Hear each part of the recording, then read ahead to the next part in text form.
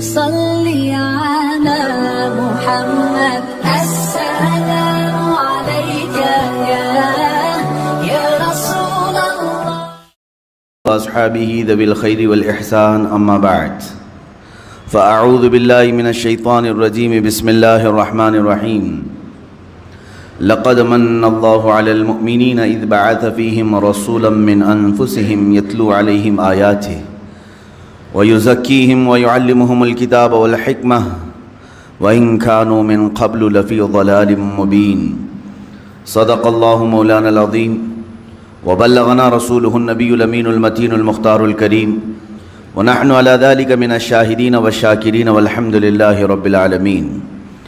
بارگاہ رسالت معاب صلی اللہ تعالیٰ علیہ وسلم میں درود پاک کا ہدیہ پیش کریں۔ اللہم صلی علی سیدنا و مولانا محمد معدن الجود والکرم وآلہ واصحابہ الکرام وابنہ الکریم وبارک وسلم صلاة دائمتا سرمدا ابدا۔ ایک عرب نے آدمی کا بول بالا کر دیا، خاک کے ذروں کو ہمدوش ثریا کر دیا، خود نہ تھے جو راہ پہ اوروں کے ہادی بن گئے، کیا نظر تھی جس نے مردوں کو مسیحا کر دیا۔ وہ ایک عالمگیر انقلاب تھا، آج سے 1400 سال پہلے مکہ کی سرزمین سے ابھرا۔ وہ اتنا بڑا ریولیوشن تھا کہ تاریخ میں اس سے بڑا ریولیوشن کبھی نہیں آیا۔ وہ ایک شخصیت تھی 14 صدیوں کے بعد بھی اپنا انفلوئنس آج بھی اپنا اثر باقی رکھتی ہے۔ رسول پاک صلی اللہ تعالیٰ علیہ وسلم کی آمد مدینہ طیبہ والوں کے لیے بلکہ پورے عالم عرب کے لیے یہ اتنا بڑا انقلاب تھا کہ تاریخ میں ایسا انقلاب دیکھنے کو نہیں ملا۔ بہت ساری انقلابی شخصیات آئی ہیں دنیا میں، بہت سارے لوگوں نے ماحول کو بدلا ہے، سیاسی شخصیات بھی ہیں اور مالی نظام کی شخصیات بھی ہیں، جیسے سیکولرزم بھی آیا، اور اس کے علاوہ دیگر جو شعبے مشہور ہوئے ہیں، تو کچھ نہ کچھ انقلاب لے کر آنے والی شخصیات تھیں، لیکن ان کا انقلاب ان کے زمانے تک محدود رہا، زیادہ دن تک نہیں چل سکا۔ رشیا میں انقلاب آیا، سوویت یونین ٹوٹ کر کے بکھر گئے، اور اس انقلاب کے بعد وہاں پر جو حکومتیں رہی وہ چند سالوں تک اس نظریے پر قائم رہی۔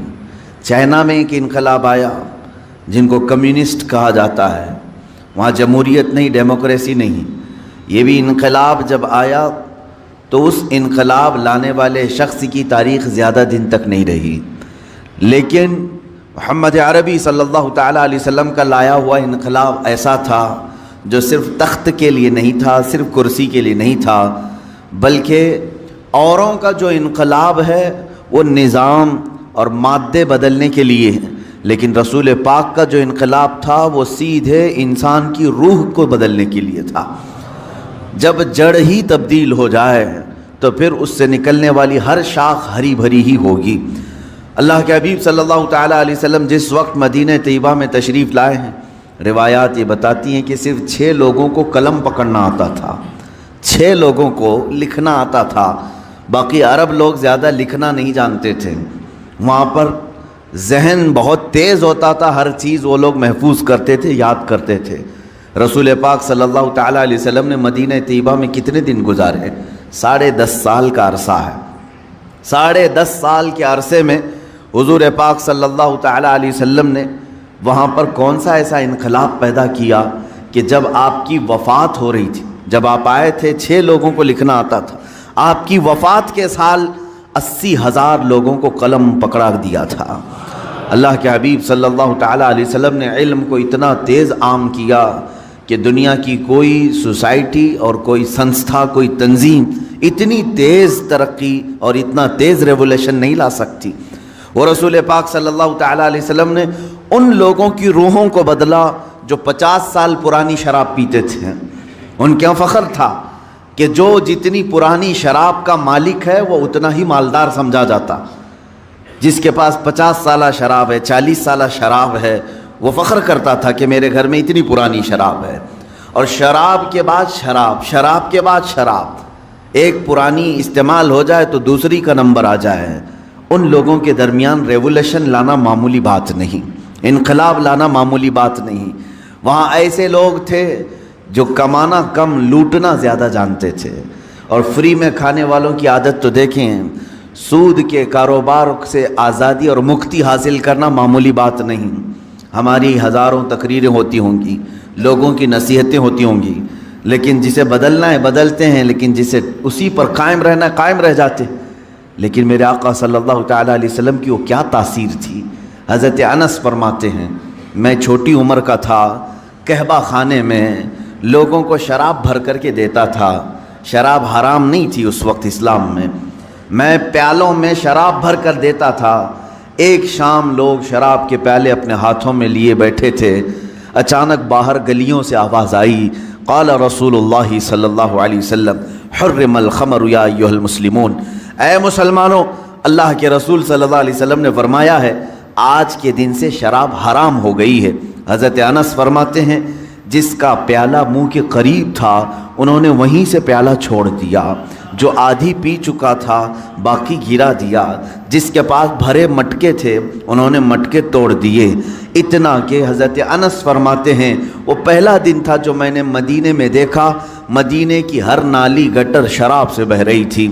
ایک اعلان آیا تھا میرے آقا کا، ہر گھر سے شراب کو اس طرح سے نکالا گیا جیسے کہ کوئی خبیث اور ناپاک چیز کو اپنے جسموں سے ہمیشہ کے لیے الگ کر دیا جائے۔ وہ دن تھا حضرت انس نے جو فرمایا اس شام سارے مٹکے ٹوٹ گئے، شراب تو بہی لیکن جس آلے میں شراب رکھی جاتی وہ آلے تک نہیں رکھے گئے، وہ پیالے تک نہیں رکھے گئے، شراب سب بہہ تو گئی۔ وہ تاریخ ہے، اور آج 14 صدیاں ہو گئی دوبارہ شراب کا قطرہ مدینے کے اندر داخل نہیں ہوا۔ یہ ریولیشن ہے، یہ انقلاب ہے۔ میرے آقا صلی اللہ تعالیٰ علیہ وسلم نے بدلا ہے، کسے بدلا ہے؟ جسم کو نہیں بلکہ روح کو بدل دیا ہے۔ جس کی روح تبدیل ہو جائے تو پھر اسے زیادہ نصیحتوں کی ضرورت نہیں ہوتی، وہ ہر اچھی چیز کو ایکسیپٹ کر لیتا ہے۔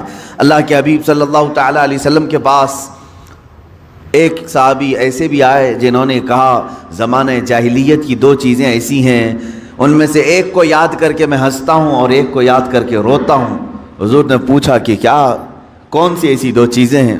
وہ کہتے ہیں ایک بات تو ایسی ہے کہ ہم آٹے کے بت بناتے تھے، اپنے ساتھ سفر میں رکھ کر کے چلتے تھے، عبادت کرتے تھے ان کی، اور اگر بھوک لگ جائے درمیانی راستے میں انہی بتوں کو ہم توڑ کے کھا بھی لیتے تھے، پکا لیتے تھے۔ یا رسول اللہ صلی اللہ علیہ وسلم آج اسلام میں آنے کے بعد مجھے زمانے جاہلیت کی اس بری رسم کو یاد کر کے ہنسی آ جاتی ہے۔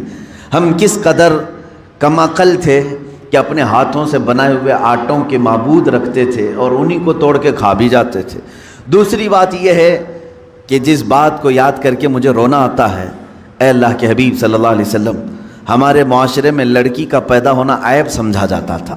جس گھر میں لڑکی پیدا ہو جائے وہ گھر سے باہر نہیں نکلتا تھا، شرم سے منہ چھپاتا تھا، اس لیے کہ کسی کو داماد بنانا وہ اپنے لیے تذلیل سمجھتے تھے، ذلت والا کام سمجھتے۔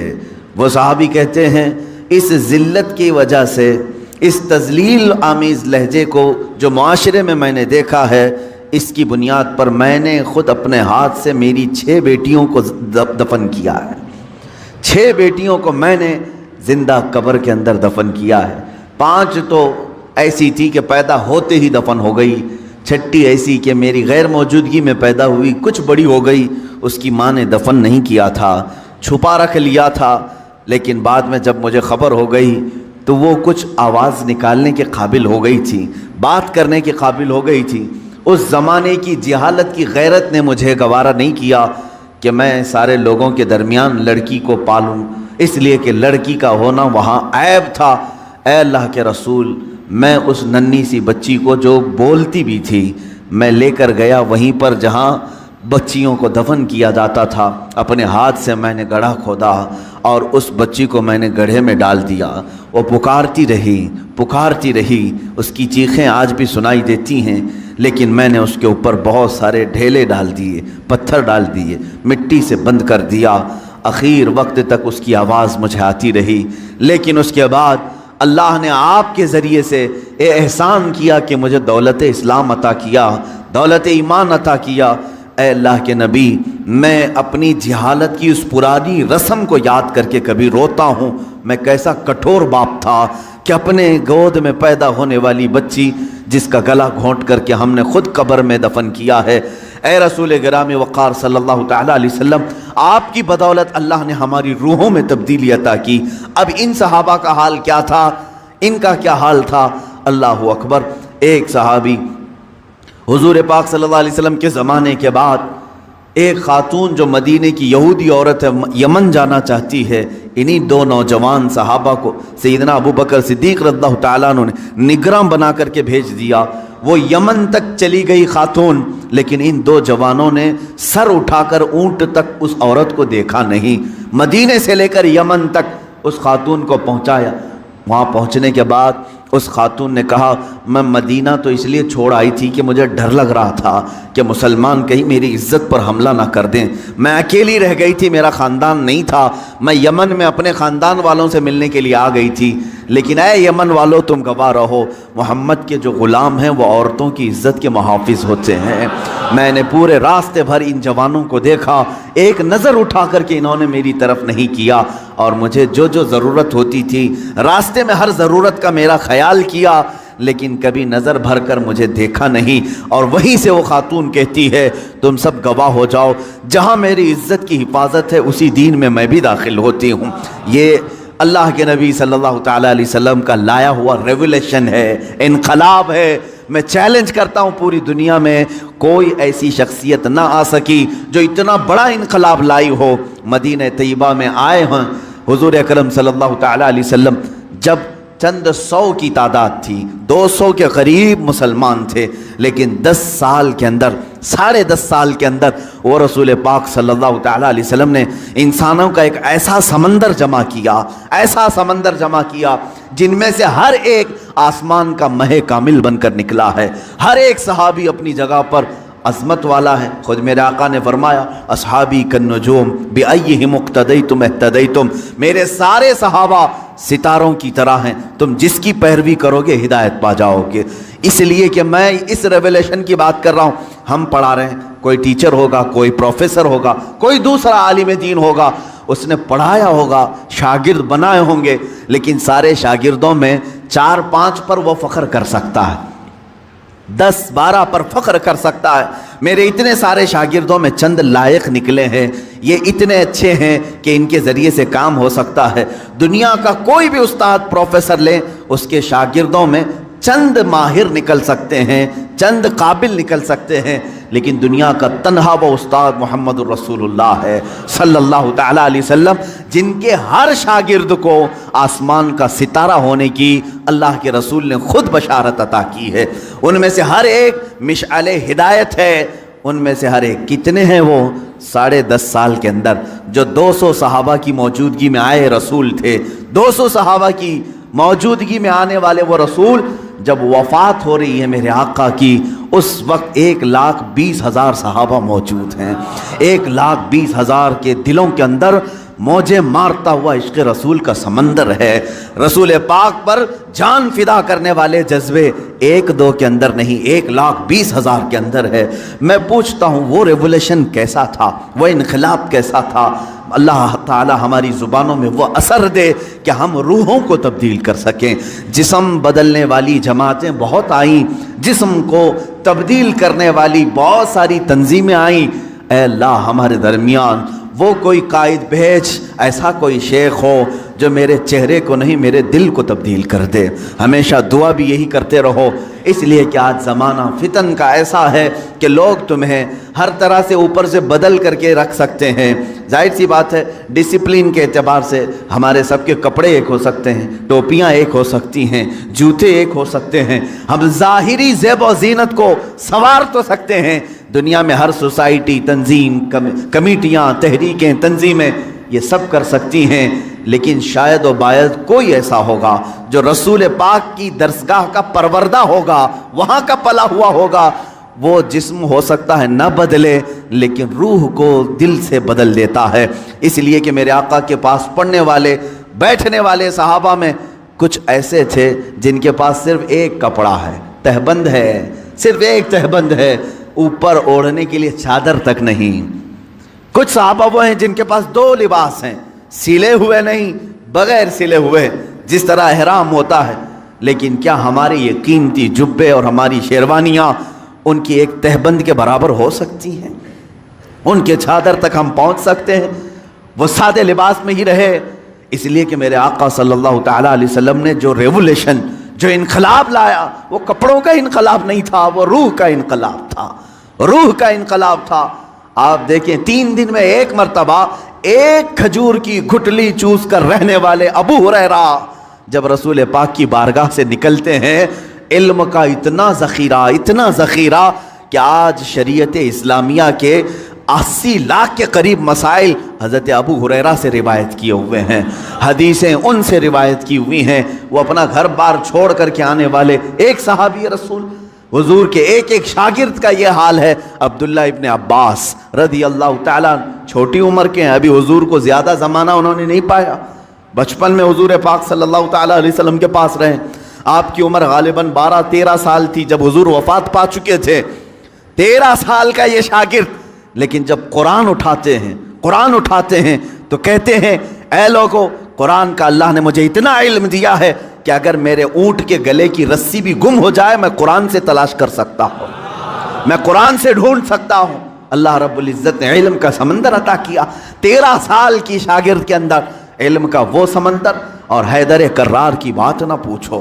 مولا علی کرم اللہ وجہہ الکریم حضور پاک کے وہ پروردہ ہیں، قرآن پاک تو دور کی بات، حضرت علی کرم اللہ وجہہ الکریم فرماتے صرف اگر میں سورہ فاتحہ کی تفسیر لکھوں تو تفسیر اتنی زیادہ ہو جائے گی کہ 70 اونٹوں کو بوجھل کرنا پڑ جائے، 70 اونٹوں پر یہ تفسیر رکھنی پڑے، ایک سورہ فاتحہ کی تفسیر۔ وہ رسول پاک صلی اللہ تعالیٰ علیہ وسلم نے علم کے کون سے ذخیرے ان کے سامنے کھولے تھے، کون سے خزانے کھولے تھے۔ آج افسوس اسی بات کا، آج کی میلاد میں یہ کہنا چاہوں گا، بڑے افسوس کے ساتھ میں کہتا ہوں، اس رسول پاک کا سب سے بڑا انقلاب علم کا انقلاب تھا، لیکن 14 صدیوں کے بعد سب سے زیادہ جاہل اسی رسول کی امت نظر آ رہی ہے، سب سے زیادہ بے پڑھی لکھی یہی قوم نظر آتی ہے۔ ان پڑھوں میں ہمارا شمار، نہ لکھنے والوں میں ہمارا شمار، اکثر تھمب امپریشن والے بہت ہمارے درمیان۔ یہ تو امت مسلمہ حضور پاک صلی اللہ تعالیٰ علیہ وسلم کے لائے ہوئے نقش پر نہیں ہے، بلکہ وہاں تو یہ حال تھا کہ باہر یورپ کے لوگ رسول پاک کے شاگردوں کو دیکھ کر فخر کرتے تھے، وہاں کا ہر بچہ لکھنا پڑھنا جانتا ہے۔ یورپ میں تو صرف بادشاہوں کے بچے لکھنا پڑھنا جانتے تھے، عام لوگوں کا تو تعلیم کا حق بھی نہیں تھا، جو رائٹس آف ایجوکیشن ہوتا ہے یورپ میں یہ تھا ہی نہیں، وہاں صرف اور صرف مالداروں کے پاس تھا۔ رسول پاک صلی اللہ علیہ وسلم نے ہر گھر کو تعلیم حاصل کرنے کا حق دیا، بلکہ یوں فرمایا طلب العلم فریضۃ علی کل مسلم و مسلمہ، ہر مسلمان مرد اور عورت پر علم کا حاصل کرنا فرض ہے، فرض قرار دیا۔ تم اپنی زندگی کیسے گزارو گے، اللہ رب العزت کی رضا کیسے حاصل کرو گے، کتنی چیزیں تمہارے لیے حلال ہیں، کتنی چیزیں تمہارے لیے حرام ہیں، یہ سیکھنا تمہارے اوپر فرض ہے۔ آج حیرت کی بات ہے، ہم میں سے اگر 1000 ہوں تو شاید ایک ان کے بیچ میں عالم ہوگا، یا اس سے بھی کم نسبت ہوگی جو مسائل جانتا ہو، لوگوں کو مسائل بتا سکے، ورنہ عوام الناس کا حال تو یہ ہے، انہیں حرام کی طرف بھی بلائیں تب بھی عمل کر لے، حلال کی طرف بلائیں تب بھی عمل کر لے۔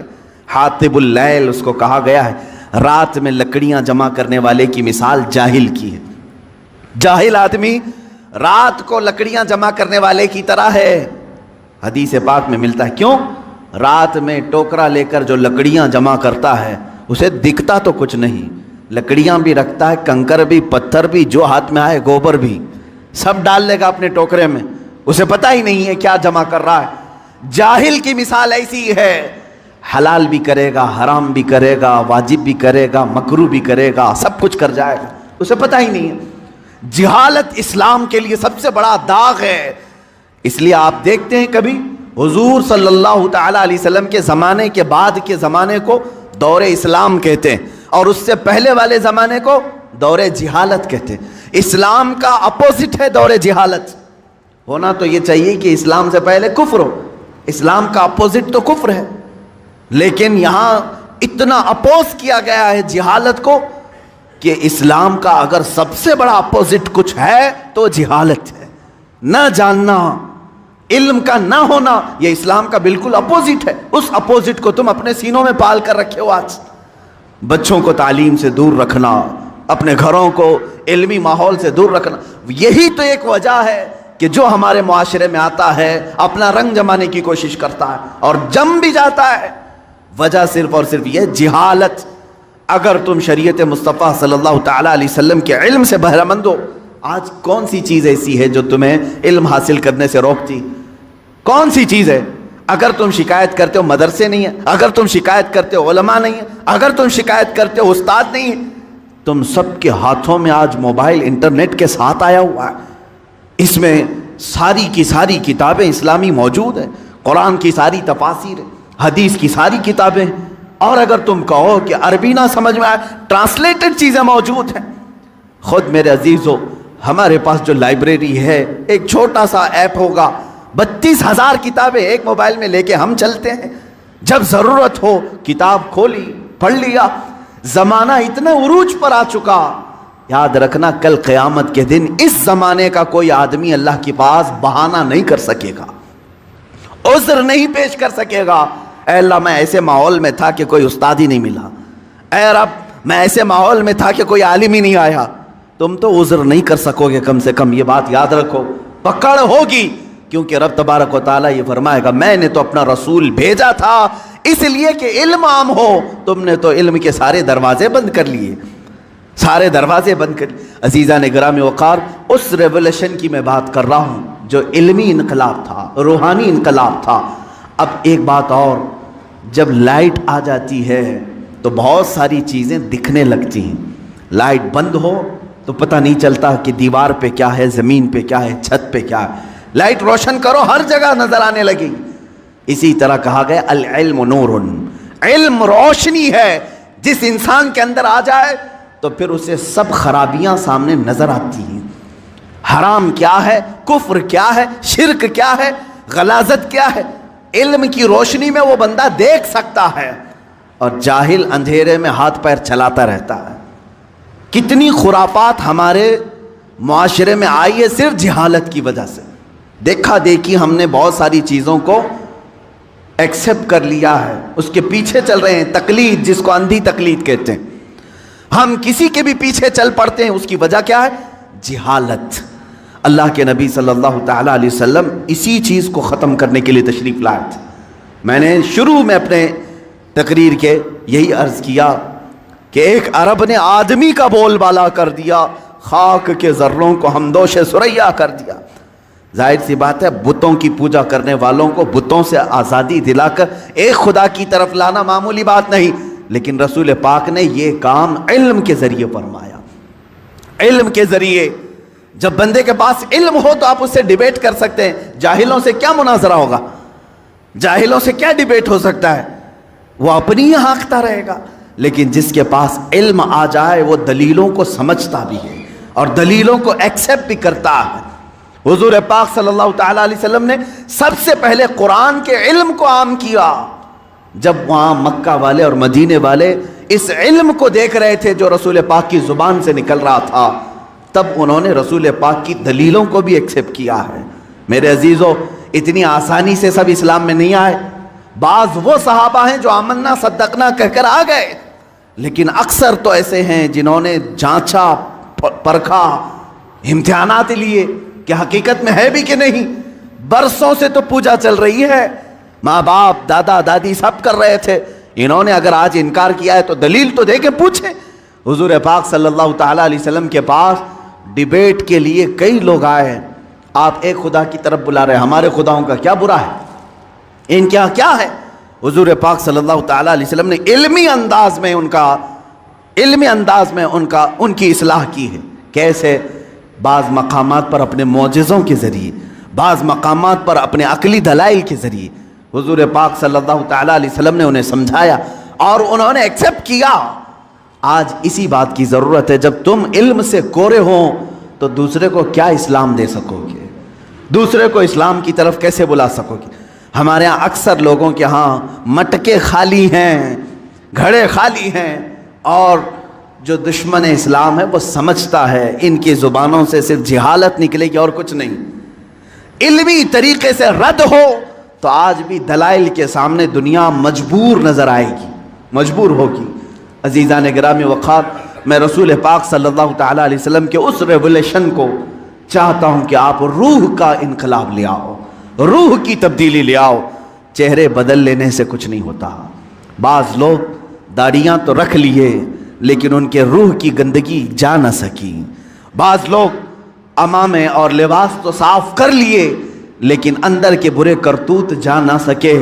یہ ایسی ہی ہے جیسے کسی کنویں میں کتا مرا پڑا ہے، آپ نے پانی تو پورا خالی کر دیا، مرے ہوئے کتے کو اسی میں چھوڑ دیا، تو پھر جب پانی آئے گا اس کتے کی مرے ہوئی بدبو آتی رہے گی۔ یہاں لباس تبدیل کرنا، صرف داڑھی رکھ لینا، صرف عمامہ پہن لینا یا صرف ظاہر کو سنبھال لینا اسلام کا یہ تقاضا نہیں، بلکہ اپنے اندر موجود جو غلاظتیں ہیں، جو حرام کی خواہش کرتی ہے، جو تمہارا نفس برائیوں کی طرف توجہ کرتا ہے، اس چیز کو پہلے صاف کریں، پھر آپ جسم پر کچھ بھی کپڑا رکھیں، اللہ رب العزت تمہارے زبان پر اثر پیدا کرے گا۔ اس لیے کہ اب یہ بات زبان سے نہیں دل سے نکلے گی۔ آپ روح کی تبدیلی کی طرف توجہ کریں، روح کی تبدیلی۔ اسی لیے میرے آقا صلی اللہ تعالیٰ علیہ وسلم نے جن لوگوں کو مسیحا بنایا، شاعر نے یہی کہا ہے، خود نہ تھے جو راہ پہ اوروں کے ہادی بن گئے، کیا نظر تھی جس نے کہ مردوں کو مسیحا کر دیا۔ میرے آقا صلی اللہ تعالیٰ علیہ وسلم نے ان کو مسیحا بنایا۔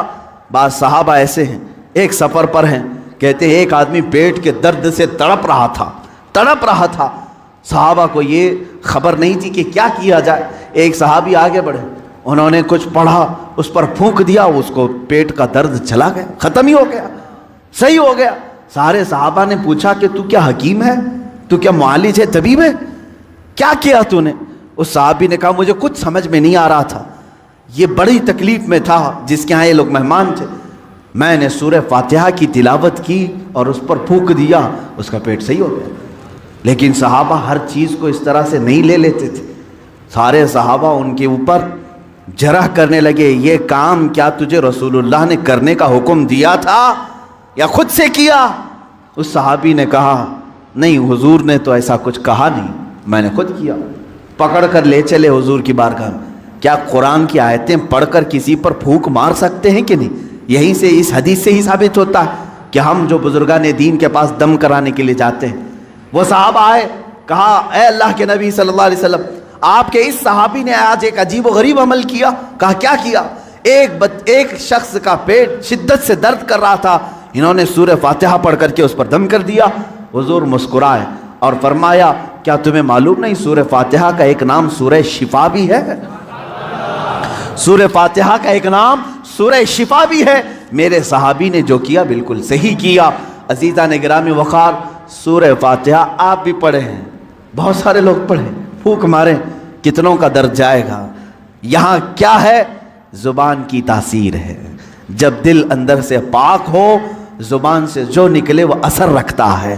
محبوب الہی کے پاس ایک شخص آیا، اس نے اپنی بچیوں کی شادیوں کی شکایت کی کہ گھر میں کچھ بھی نہیں ہے، مال کچھ نہیں ہے، آپ کچھ رحم فرمائیں۔ انہوں نے 2-3 ڈھیلے اٹھائے اور 3 بار قل واللہ احد پڑھ کر کے دیا، اس کے ہاتھ میں دیا۔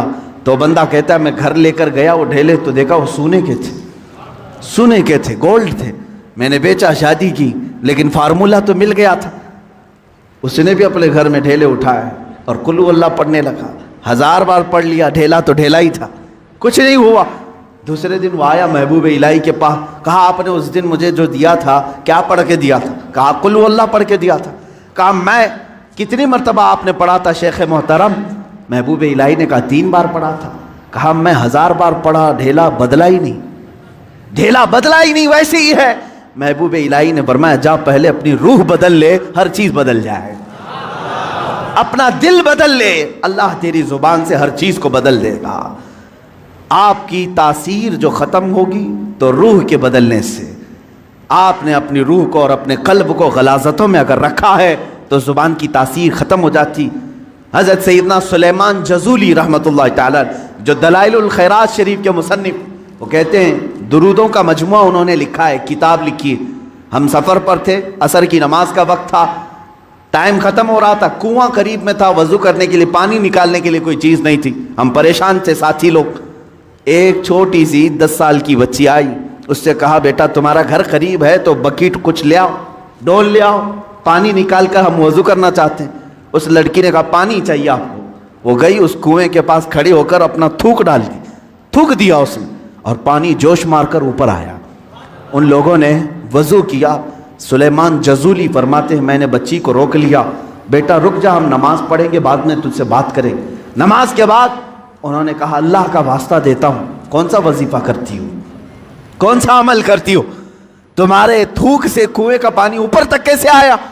وہ بچی کیا کہتی ہے، کوئی وظیفہ نہیں، میرے باپ نیک ہیں، انہوں نے صرف اتنی تربیت کی ہے کہ بیٹا جھوٹ کبھی نہیں بولنا، حرام کبھی نہیں کھانا، جھوٹ کبھی نہ بولنا، حرام کبھی نہ کھانا، ان دو چیزوں پر ہمارا عمل ہے۔ اللہ رب العزت نے زبان میں اثر رکھا ہے۔ عزیزان اکرامی، یہ کرامات کی دنیا ہے، لیکن میں آپ سے یہ کہوں گا کرامات بعض اولیاء کو دی گئی ہیں، ہر ایک کے لیے نہیں، لیکن تمہارے لیے سب سے بڑی کرامت یہ ہے کہ کنویں کا پانی باہر آ جائے، سمندر کا پانی ہٹ جائے، یہ کرامات الگ ہیں۔ میں کہتا ہوں ایک مومن کے لیے سب سے بڑی کرامت یہ ہے تم ادھر سے زبان سے ایک کلمہ بولو، سامنے والے کا دل بدل جائے، اس کے دل میں انقلاب آ جائے، یہ تمہاری کرامت ہے، یہ تمہاری کرامت۔ لیکن کب ہوگا؟ جب تم خود اپنے آپ کو بدلنے کی سوچو۔ خدا نے آج تک اس قوم کی حالت نہیں بدلی، نہ ہو فکر جس قوم کو خود اپنی حالت بدلنے کا، نہ ہو فکر جس کو خود اپنی حالت بدلنے کا۔ عزیزان گرامی وقار، رسول محترم صلی اللہ تعالی علیہ وسلم کا ایک مختصر سا عرصہ جو ہمارے درمیان رہا ہے پوری کائنات میں تیزی سے آج سنا کر کے آپ کے سامنے سے بارگاہ مصطفیٰ میں التجا بھی کروں گا۔ وہ مکہ مکرمہ کی سرزمین 14 صدیاں پہلے، آج سے 1400 سے 42 چل رہا ہے، اس کو اور 53 ملا لیں، اس کے ساتھ اور 53 ملا لیں، یعنی تقریباً 1495 کے سال کے قریب ہو گیا۔ اس سے پہلے میرے آقا صلی اللہ تعالیٰ علیہ وسلم آج ہی کا دن تھا جو فرش گیتی پر تشریف لائے۔ وہ آمینہ کا در یتیم، وہ عبداللہ کا نور نظر، بارگاہ مصطفیٰ صلی اللہ تعالیٰ علیہ وسلم میں خراج عقیدت کے لیے میں بات کر رہا ہوں۔ وہ در یتیم جب گھر تشریف لایا تو ایسا گھر تھا کہ باپ پہلے سے نہیں ہے، ماں اکیلی ہیں، معاوضہ دینے کی طاقت نہیں رکھتی، دایا کے ہاتھ میں دے دیا حلیمہ سعدیہ کو، یہ کہہ کر کے کہ 2 سال دودھ پلائے گی، اجرت کی تمنا مت رکھنا، میرے گھر میں مال کی بڑی شدت کی کمی ہے، اس بچے کا باپ نہیں، یہ یتیم بچہ ہے۔ حلیمہ سعدیہ لے گئیں، لیکن برکات پہ برکات انہوں نے دیکھا ہے۔ رسول پاک کو اپنے گود میں کھلایا۔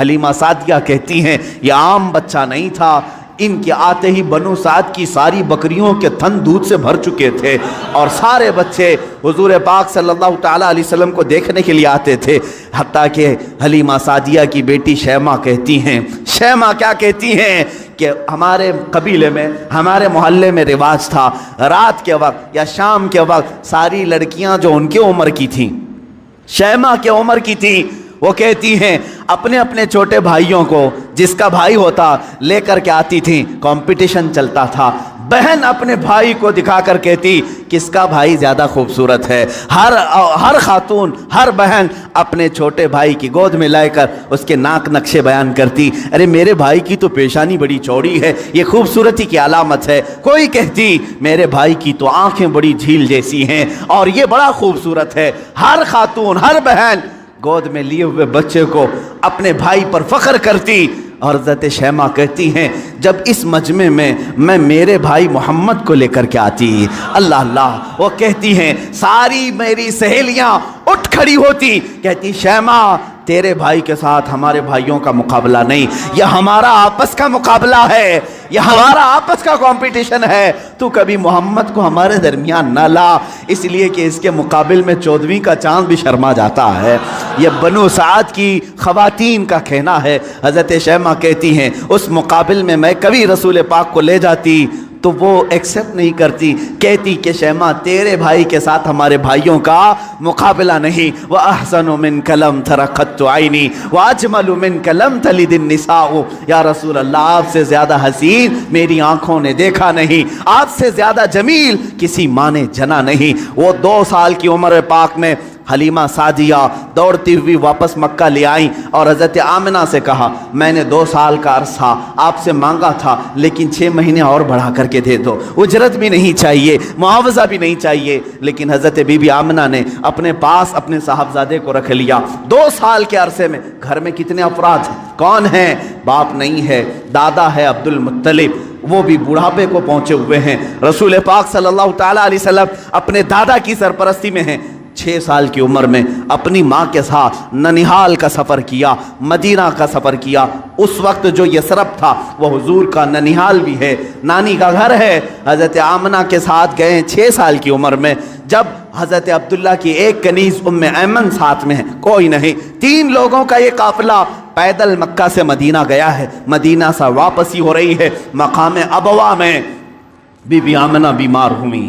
بی بی آمنہ سلام اللہ علیہا اتنی شدت سے بیمار ہوئیں کہ وہ چل پھر نہیں سکتی تھی، اسی راستے میں وہ رہ گئیں، اور اس کے بعد اپنے نور نظر کو قریب بلایا اور کہا اے محمد میری آخری سانسیں ہیں۔ 6 سال کی عمر پاک میں رسول پاک صلی اللہ علیہ وسلم نے اپنی ماں کی آنکھیں بند کیں اور ان کی روح قبض انصری سے پرواز کی۔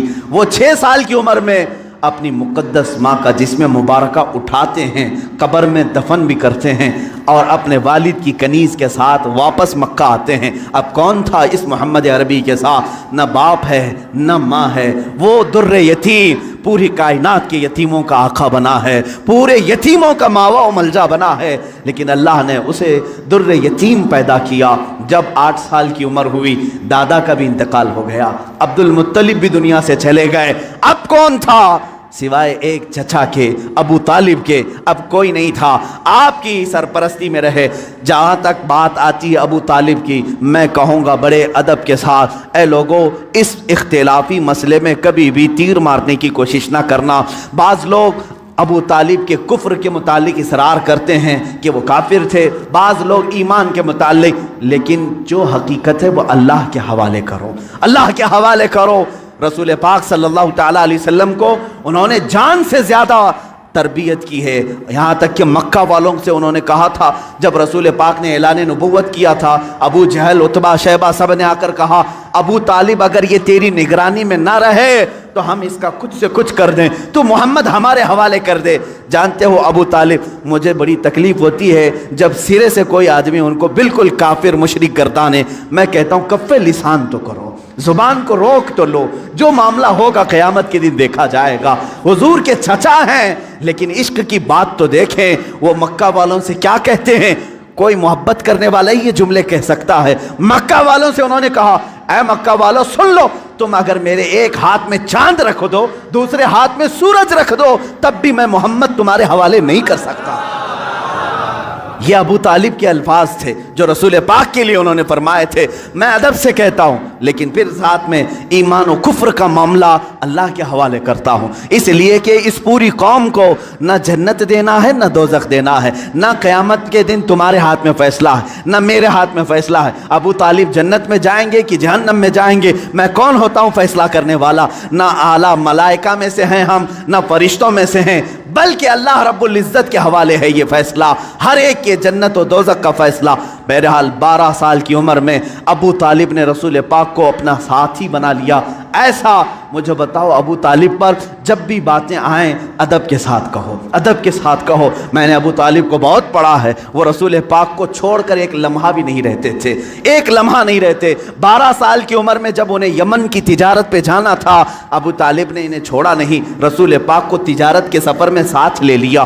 بیچ راستے میں ایک جگہ پڑا ہوا، وہاں ایک راہب تھا، عیسائی راہب، اور اس نے دیکھا، چہرے پاک کو دیکھ کر اپنی کتابوں میں پڑھی ہوئے ساری علامتیں دیکھ لیا، اس نے مہمان بنا لیا۔ ابو طالب سے پوچھا تم کہاں سے آ رہے ہو، کون سا خاندان ہے؟ جب انہوں نے بتایا تو وہ راہب کہتا ہے، بحیرہ راہب، اے ابو طالب میری بات سنتے ہو تو سن لو، جو تمہارے ساتھ بچہ تمہارا بھتیجا ہے یہ اللہ کا سب سے آخری رسول ہوگا، یہ سب سے آخری رسول ہوگا۔ تم جا رہے ہو شام یا یمن، وہاں یہودی اس کے جانی دشمن ہوں گے، وہ بچے کو مار ڈالیں گے، قتل کریں گے، لہٰذا تم اپنی تجارت کا سامان یہیں بیچ دو اور واپس مکہ لے جاؤ۔ ابو طالب نے صرف رسول پاک کی جان کی حفاظت کے لیے پورا تجارت کا قافلہ وہاں بیچ دیا، واپس مکہ تشریف لائے۔ ابو طالب نے 25 سال کی عمر تک رسول پاک کی ایسی تربیت کرتے رہے۔ میرے آقا صلی اللہ تعالیٰ علیہ وسلم کی پرورش میں انہوں نے کوئی فرو گزاشت نہیں کیا، کچھ نہیں چھوڑا۔ جب آپ کی عمر 25 سال کی ہوئی، میرے آقا کی شادی کی عمر ہے، یہ شادی کی عمر ہے، رسول پاک کو سامنے سے پیغام آیا بی بی خدیجۃ الکبریٰ کا، جو مکہ کی طاہرہ تھیں۔ لوگ کہتے ہوں گے مالدار سے شادی کیا، بلکہ آپ کو یہ معلوم نہیں، پورے مکہ میں حضرت خدیجہ کا ایک لقب مشہور تھا، طاہرہ ان کو کہا جاتا تھا۔ حضور کے پاس جب ان کا پیغام نکاح آیا، آپ نے ایکسیپٹ کیا۔ آپ سوچیں 25 سال کی عمر میں 40 سال کی خاتون سے نکاح کرنے والا صرف عورتوں کا دل دادا نہیں ہو سکتا، وہ بھی بیوہ عورت، دو شوہر ان کے ہو چکے تھے، اس سے پہلے انتقال کر چکے تھے، تیسرے شوہر میرے آقا ہیں۔ رسول پاک صلی اللہ تعالیٰ علیہ وسلم کی شادی ہو رہی ہے، شادی کا جو خطبہ نکاح ہے کوئی اور نہیں، ابو طالب ہی پڑھ رہے ہیں۔ ابو طالب نے خطبہ پڑھا، خطبے کے الفاظ بھی دیکھیں، کہیں ایک شرک نہیں، کہیں ایک کفر نہیں، بلکہ اللہ کی حمد و ثنا ہے، رب ذوالجلال کی تعریف و توصیف ہے۔ اس کے بعد رسول پاک کی تعریف بھی اس خطبے میں موجود ہے، وہ خطبہ آج بھی موجود ہے، کتابوں میں لکھا ہوا ہے۔ ابو طالب نے جو رسول پاک کے نکاح میں خطبہ پڑھا تھا، کوئی اور نہیں پڑھا، چچا نے خطبہ پڑھا، اور اس کے بعد محمد صلی اللہ تعالیٰ علیہ وسلم کا نام لیتے ہوئے پھر سارے مجمع میں کہا، یہ میرا عزیز از جان بھتیجا محمد ہے، اس سے زیادہ شریف پورے مکہ میں تم لا نہیں سکو گے، اس سے زیادہ حسین تم پورے عرب میں لا نہیں سکو گے۔ اس کے بعد کہا، محمد کا جو مہر طے پاتا ہے وہ ابو طالب کے مال سے جائے گا، خدیجۃ الکبریٰ کو جو مہر دیا گیا رسول پاک کا وہ بھی ابو طالب کے مال سے دیا گیا ہے، رسول پاک کے اس چچا کے مال سے۔ اب یہ زندگی پاک ازدواجی زندگی ہے، میرے آقا سیدہ خدیجہ کے ساتھ 25 سال گزارتے ہیں۔ 50 سال کی عمر مبارکہ جب میرے آقا کی ہوئی، یعنی 40 سال کی عمر پاک جب تھی، تب اللہ تعالیٰ نے آپ کو حکم دیا، اے رسول آپ اعلان کر دیں میں اللہ کا آخری رسول ہوں، بتوں کی عبادت چھوڑ دو، ایک خدا کی عبادت کی طرف آؤ۔ یہ حضور کی 40 سالہ زندگی میں جو انقلاب آیا، اب مکہ والوں کی یہاں سے ستم ظریفیاں شروع ہوئیں۔ میرے آقا نے سب کو جمع کیا مکہ کے ایک سرزمین پر، میدان میں، پوچھا میرے بارے میں تمہارا کیا خیال؟ سبوں نے کہا، تم آج تک کبھی جھوٹ نہیں بولے اور کبھی کسی کی امانت میں خیانت نہیں کی۔ حضور نے فرمایا، اے مکہ والو، اگر میں یہ کہہ دوں ان پہاڑوں کے پیچھے ایک فوج چھپی ہے جو تم پر حملہ کرنا چاہتی ہے، کیا میری اس بات پر یقین کرو گے؟ سارے مکہ والوں نے ایک زبان ہو کر کہا، آج تک کبھی آپ نے جھوٹ کہا نہیں، اگر آپ کہتے ہیں کہ فوج ہے ہم اس کو بھی مانیں گے، ہم اس کو بھی یقین کے ساتھ تسلیم کریں گے۔ حضور نے فرمایا، جب میری باتوں پر اتنا تمہیں یقین ہے تو سنو، میں تمہیں کہتا ہوں اللہ ایک ہے، خدا ایک ہے، معبود ایک ہے، مسجود ایک ہے، ہر ایک کے سامنے سر جھکانا یہ تمہیں زیب نہیں دیتا، اور میں محمد اللہ کا آخری رسول ہوں، اس کی طرف سے اخلاقی تعلیمات لے آیا ہوں، تمہاری روحوں کا بدلنے آیا ہوں۔ جب میرے آقا نے فرمایا، سارے مکہ والے ناراض ہوئے، سوائے حضرت علی کرم اللہ وجہہ الکریم کے، کوئی اس میدان میں ایمان لانے والا نہیں تھا۔ حضور پاک صلی اللہ علیہ وسلم کی دعوت کی ابتدا صرف 2 لوگوں سے شروع ہوئی، ایک حضرت علی سے، دوسرے حضرت خدیجہ سے۔ کبھی نا امید مت ہو، اپنی دعوت اثر کتنا رکھتی ہے یہ اللہ کے اوپر چھوڑو، بولنا سیکھو، آج نہ صحیح کل مولا تعالیٰ تمہاری اس دی ہوئی دعوت کو پائے تکمیل تک ضرور پہنچائے گا۔ 2 لوگوں سے دعوت شروع ہوئی، ایک علی سے، ایک خدیجہ سے، لیکن وہ دعوت آج کہاں کو پہنچی ہے؟ آج تقریباً پوری دنیا میں 2.25 ارب لوگ 180 کروڑ کی تعداد میں مسلمان جی رہے ہیں۔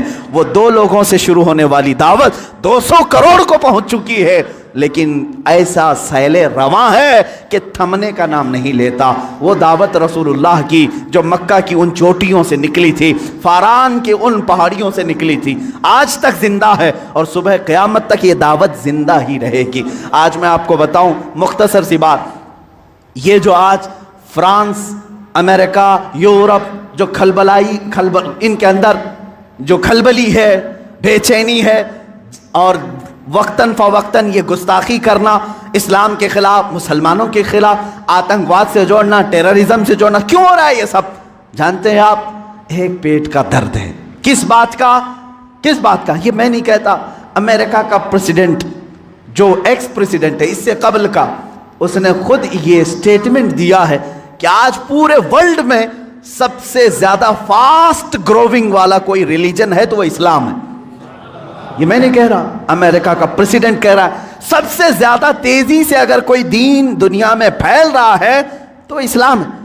یورپ کے متعلق تو تعداد آنکڑے بھی ملتے ہیں، پر ڈے وہاں 400 لوگ اسلام میں آ رہے ہیں۔ یہ حالت دیکھ کر کے وہ گھبرائے ہوئے ہیں، اس لیے کہ ڈیلی کے 400 کے حساب سے جب وہ گنتی بناتے ہیں ہماری ہے کتنی پاپولیشن، اگر یہ سلسلہ اسی طرح رہا ایک وقت آئے گا کہ ہم مائنورٹی ہو جائیں گے، یہ میجورٹی میں آئیں گے، ہم تو غلام ہوں گے، تخت ان کے پاس آ جائے گا۔ یہ جو سب سے تیزی سے اسلام کے پھیلنا یورپ میں، امریکہ میں اور دوسرے علاقوں میں، خود فرانس کی حکومت یہ اچھی طرح سے جانتی ہے ان کے ہاں مسلمانوں کی تعداد چند سالوں پہلے کیا تھی اور آج کیا ہے۔ چند سالوں 20 یعنی 10 سال یا 20 سال کی آپ وہاں کے ریکارڈز نکال کر کے دیکھو، آج 60 لاکھ مسلمان ہیں۔ انہیں معلوم ہے اب میئر بھی یہ بنیں گے، وہاں کی پارلیمنٹ کی سیٹ پر بھی یہ کھڑے ہو رہے ہیں۔ یہی حال UK میں ہے، یہی حال امریکہ میں۔ یہ جو خوف ہے صرف اور صرف یہی خوف انہیں ستا رہا۔ اور ایک بات میں بتا دوں، پوری دنیا کے جتنے بھی مذہب ہیں، پوری دنیا کے جتنے ریلیجنز، ان میں سب سے زیادہ اپنے مذہب پر اگر کوئی پریکٹس کرتا ہے صرف مسلمان ہے، سب سے زیادہ۔ اگرچہ آپ ہمارے جماعت میں بے نمازی زیادہ ہیں، لیکن اس کے باوجود میرا چیلنج، میرا دعویٰ ہے، یہودی ہوں، عیسائی ہوں یا بدھ ہوں، ہندو ہوں، ان کے ہاں ان کے ریلیجین کی پریکٹس کا مطلب جیسے ہماری نماز ہے، ہمارے روزے ہیں، ہماری زکوٰۃ ہے، ہمارا حج ہے، یہ پریکٹس ہے، اسلام کی ایکٹیویٹیز ہے۔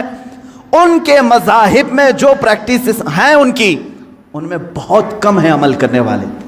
آج یورپ میں ایتھیزم بہت پھیل چکا ہے۔ ایتھیزم کیا ہے؟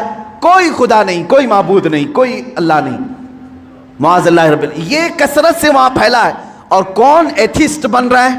عیسائی ایتھیسٹ بن رہا ہے، جیوز ایتھیسٹ بن رہے ہیں، جو پہلے کسی اور ریلیجن میں تھے وہ ایتھیسٹ بن رہے ہیں، یعنی کوئی خدا نہیں، ہم خدا کو مانتے ہی نہیں۔ آج بہت زیادہ وہ لوگ بھی پھیل رہے ہیں۔ دو خطرے ہیں۔ اور مسلمان کتنے ایتھیسٹ بن رہے ہیں تو کہہ رہے آٹے میں نمک کے برابر بھی نہیں۔ 100 میں 2 لوگ بھی ایتھیسٹ نہیں بن رہے مسلمان، اس لیے کہ یہ اپنے ریلیجن پر، اپنے مذہب پر سب سے زیادہ پریکٹس کرتے ہیں۔ دوسروں کیا ہفتے میں 1 بار عبادت ہے، لیکن مسلمان کیا دن میں 5 مرتبہ ہے۔ یہ اذان سنتا ہی رہتا ہے، سجدے کرتا ہی رہتا ہے۔ اسلام نے ایک دن بھی اسے چھٹی نہیں دی۔ ہمارے ہفتوں میں کوئی سنڈے نہیں آتا نماز کا، کوئی ایسی چیز، حتیٰ کہ بیمار کے لیے بھی چھٹی نہیں دی۔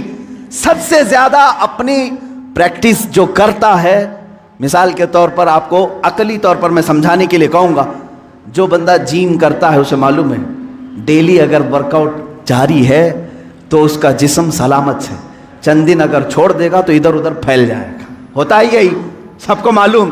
جو سب سے زیادہ پریکٹس کرتا رہتا ہے وہ اپنی فیلڈ پر جمع رہتا ہے۔ تو جو مسلمان نمازوں کے ساتھ ہیں، زکوٰۃ کے ساتھ ہیں، روزے ہر سال ہیں ان کے، زکوٰۃ ہر سال ہیں، 1000 رکاوٹیں آئیں، سال میں 40 لاکھ کا مجمع عرفات میں پھر بھی جمع ہوتا ہے۔ تو یہ جو اسلام کی پریکٹس ہے مسلمانوں کی، یہ کھلبلی مچا رہے ہیں۔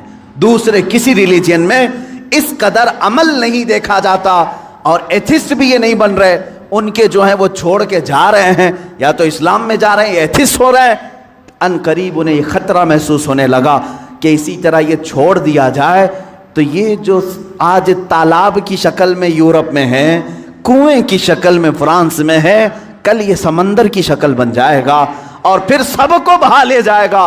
اس لیے چاہتے ہیں کبھی ان کے نبی کے کارٹون بناؤ، کبھی قرآن پر حملہ کرو، کبھی اسلام پر، اور لوگوں کو دہشت گرد بنا کر کے ان کے خلاف غم و غصہ عام لوگوں میں ڈالو۔ لیکن ہو نہیں رہا ہے، ہو نہیں رہا ہے۔ بعض مسلمان چہرے یہ پکڑتے ہیں، جیسے اسامہ بن لادن کو پکڑا، اور پوری دنیا میں بتانے کی کوشش کی داڑھی والا امامے والا آتنکواد ہوتا ہے، ٹیررسٹ ہوتا ہے.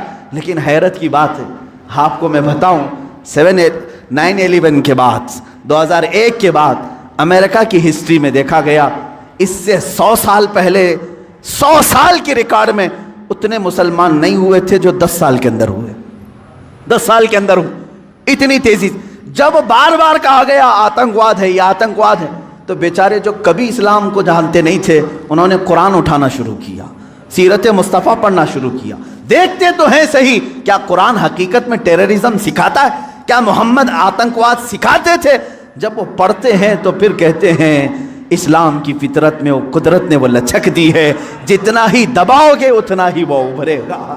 عزیزان گرامی وقار، رسول پاک صلی اللہ تعالیٰ علیہ وسلم کی وہ دعوت مکمل ہو کر رہے گی، اگرچہ کافر و مشرکین ناپسند کریں. 40 سال کے بعد سے لے کر 53 سال تک میرے آقا مکہ مکرمہ میں رہے، مصیبتیں بھی جھیلی، مشقتیں بھی اٹھائیں اور لوگوں کے 1000 طریقے کے تانے بھی برداشت کیے. 53 سال کے بعد میرے آقا نے ہجرت فرمائی مدینہ طیبہ. مدینہ آنے کے بعد سب سے پہلے مسجد نبوی کی تعمیر ہوئی، صحابہ کو بھائی بھائی بنایا، اور اس کے بعد جو مدینہ کے خلاف آواز اٹھا تھا اس کے خلاف میرے آقا نے تلوار بھی اٹھائی. جنگ بدر ہوئی، جنگ احد ہوئی، جنگ خندق ہوئی، جنگ حنین ہوئی، جنگ تبوک ہوئی اور جنگ موتا ہوئی. یہ وہ جنگیں ہیں جو دشمنان اسلام کے خلاف میرے آقا نے کی. تقریباً 25 یا 26 غزوات ہوئے، جس میں 18 میں تو خود میرے آقا تشریف لے کر گئے، اور یہ 10 سال کے عرصے میں زیادہ سے زیادہ جنگیں ہوئی. جو رسول مکہ چھوڑ کر نکلے تھے رات کی تاریکی میں، 2 لوگ ابو بکر صدیق اور رسول محترم صلی اللہ تعالیٰ علیہ وسلم، 2 لوگ نکلے تھے. 6 سال گزرے تھے، 6 سال مدینے میں. 7ویں سال وہی رسول، وہی صدیق اکبر مکہ کی طرف واپس آ رہے ہیں حج کرنے، عمرہ کرنے کی نیت سے. لیکن کتنے لوگ ہیں؟ 10,000 کی تعداد میں آ رہے ہیں. کوئی قتل و قتال نہیں، کوئی جنگ و جدال نہیں. فاتح کی شان سے آئے، خانہ کعبہ میں داخل ہوئے، بتوں کو نکالا، پاک کیا اور کہا آج محمد اللہ کا رسول خانہ کعبہ کو پاک کر رہا ہے اور صبح قیامت تک اب یہاں شرک نہیں ہوگا، بت پرستی نہیں ہوگی. کعبے کو بنایا مطہر یہ رسول پاک نے. اب اس کے بعد رسول پاک صلی اللہ علیہ وسلم نے انہی 10 سالوں کے اندر کتنے غزوات کیے. وہ آخری سال تھا میرے آقا کا جب 10 ہجری تھی. حضور نے اعلان کیا جو حج کے لیے میرے ساتھ آنا چاہے سب آ جائیں. یہ سن کر کے تقریباً 1,20,000 صحابہ حضور کے حج کے سفر میں ساتھی بن گئے. میرے آقا تشریف لائے مکہ مکرمہ. یہ حضور کا آخری حج تھا جس میں خطبۃ الوداع حضور صلی اللہ تعالیٰ علیہ وسلم نے حجۃ الوداع کا خطبہ دیا، آخری خطبہ دیا. وہ آخری خطبہ پورے دنیا والوں کے لیے دستور ہے، ایک لا ہے، ایک ایسے قوانین سے جمع کیا ہے. اسی میں حضور نے عورتوں کے حقوق بیان کیے، بچوں کے، بوڑھوں کے، مزدوروں کے، غریبوں کے، پڑوسیوں کے، ہر ایک کے حقوق اس ایک خطبے میں میرے آقا نے بیان کیا. حرام مال سے بچنے کی تلقین کی، سود سے بچنے کی تلقین کی، اور پھر گھمنڈ تکبر کرنے سے بچایا. حضور نے فرمایا تم سب آدم کی اولاد ہو، ایک دوسرے پر فخر نہ کرو، کالا گورے پر، گورا کالے پر، امیر غریب پر، غریب امیر پر، بلکہ میرے آقا نے فرمایا تقوی جس کے پاس ہے وہ اللہ کے نزدیک محترم ہے. یہ آخری خطبہ ہوا. اسی خطبے کے بعد میرے آقا نے اپنے صحابہ سے کہا اللہ نے اپنے بندے کو اختیار دیا ہے کہ دنیا چاہے تو دنیا لے لو یا اپنے رب کے پاس جو چاہے وہ لے لو. اس بندے نے اللہ کے پاس رہنے کو قبول کر لیا ہے. یہ باتیں تھیں جو اشارہ دیا میرے آقا نے کہ اب رسول پاک زیادہ دن تک ان کے ساتھ نہ رہیں گے. محرم کا مہینہ تھا جب میرے آقا پلٹے مدینہ طیبہ. بیماری نے جکڑ لیا. سفر کا مہینہ پورے علالت میں گزرا. اس طرح کی علالت تھی، اس طرح کا بخار تھا کہ حضور پاک صلی اللہ تعالیٰ علیہ وسلم کو بعض اوقات صحابہ دونوں کندھے پکڑ کر کے مسجد میں لاتے تھے. حضور پاک صلی اللہ تعالیٰ علیہ وسلم کے پیر بھی زمین پر نہیں ٹکتے تھے. اس حالت میں حضور مصلی پر آئے اور اپنے صحابہ کو دیکھ کر مسکراتے بھی رہے، نمازیں بھی پڑھاتے رہے. پھر یہی ربیع الاول شریف کا مہینہ آیا. یہ 11ویں ہجری تھی جب 12 ربیع الاول تھی. بعض روایات میں 13 ربیع الاول ہے، یعنی کل آنے والا جو دن ہے. اللہ کے حبیب صلی اللہ تعالیٰ علیہ وسلم نے سب کو جو وصیتیں کرنی تھی وہ وصیتیں فرمائی. ماں عائشہ صدیقہ کے حجرے میں آرام کرتے رہے. اللہ کے نبی صلی اللہ تعالیٰ علیہ وسلم کو بخار شدت کا تھا. بار بار مسواک طلب کرتے تھے یا پانی کے چھینٹے چہرے پر مارتے تھے اور پھر کہتے تھے یہ سکرات، یہ نزع کا وقت کتنا شدید ہوتا ہے، کتنا شدید ہوتا ہے۔ ماں عائشہ کہتی ہیں اچانک میں نے دیکھا دروازے پر کسی کی دستک ہو رہی ہے، میں نے کہا اللہ کے رسول آرام کر رہے ہیں۔ حضور نے فرمایا عائشہ وہ کوئی اور نہیں ملک الموت عزرائیل ہے، وہ کسی کے آنے کے لیے اجازت نہیں مانگتا، آج مجھ سے اجازت لے رہا ہے، اس کے بعد پھر کسی سے نہیں لے گا۔ ملک الموت حجرہ پاک میں داخل ہوئے، حضور پاک صلی اللہ تعالی علیہ وسلم ماں عائشہ صدیقہ کے زانوں پر سر رکھ کر آرام کر رہے ہیں۔ ملک الموت نے اجازت طلب کی، آقا حکم ہو تو آپ کی روح پاک کو میں نکالوں، اللہ کے حضور لے جاؤں، آپ کے رب اعلیٰ کے جلوں میں لے جاؤں۔ رسول پاک صلی اللہ علیہ وسلم نے اس سے پہلے جانتے ہو کیا پوچھا تھا؟ میرا دل درد کرتا ہے۔ ملک الموت سے صرف اتنا پوچھا، یہ وہ وقت ہوتا ہے نزع کا وقت جس وقت باپ اپنے بیٹے کو بھول جاتا ہے، بھائی بہنوں کو بھول جاتا ہے، بلکہ اکثر تو لوگوں کو اپنا نام تک یاد نہیں ہوتا۔ سکرات کے وقت جاؤ لوگوں کے بستروں کے پاس، ہم کلمہ پڑھاتے رہتے ہیں، کلمہ آتا نہیں، لوگ بول نہیں پاتے، یہ وہ حالت ہوتی ہے نزع کی۔ لیکن اس وقت میرے آقا صلی اللہ علیہ وسلم ملک الموت سے یوں کہتے ہیں، اے اسرائیل یہ جو نزع کا درد ہے کیا یہ درد میری امت کو بھی دیا جائے گا؟ کیا یہ سکرات کا درد میری امت کو بھی دیا جائے گا؟ ملک الموت نے کہا موت سے پہلے ہر ایک کو سکرات سے گزارا جائے گا۔ میرے آقا رو پڑے، واہ امتی ہی، واہ امتی ہی، اے اللہ میری امت، اے اللہ میری امت، کیا وہ نزع اور سکرات کو برداشت کر پائے گی؟ رب تعالیٰ نے حکم دیا، اے حبیب آپ غم نہ کریں، آپ اپنے امتیوں کو یہ بشارت دیں کہ جو ہر نماز کے بعد آیت الکرسی پڑھتا رہے ہے وہ دنیا میں رہے گا، اس کی روح اللہ فرماتا ہے میں خود قبض کروں گا، اسے احساس نہ ہو۔ رسول پاک صلی اللہ تعالیٰ علیہ وسلم حضرت عائشہ سے بات کر ہی رہے تھے، آخری جملے میرے آقا کے الصلاۃ الصلاۃ، نماز نماز، اور تمہارے ہاتھوں کے نیچے جو مزدور ہیں ان کا خیال کرو۔ اتنا کہا اور حضور پاک نے ہمیشہ کے لیے اپنی آنکھیں بند کر لی۔ میرے آقا کے لبہائے مبارک بند ہو چکے تھے۔ حضرت عائشہ کہتی ہیں میں بات کرتی رہی، میں بات کرتی رہی، میں یہ سوچ رہی تھی کہ حضور اب بولیں گے، تب بولیں گے۔ کافی انتظار کے بعد بھی حضور بول نہیں رہے تھے۔ اب وہ کبھی نہیں بولنے والے تھے ظاہری الفاظ۔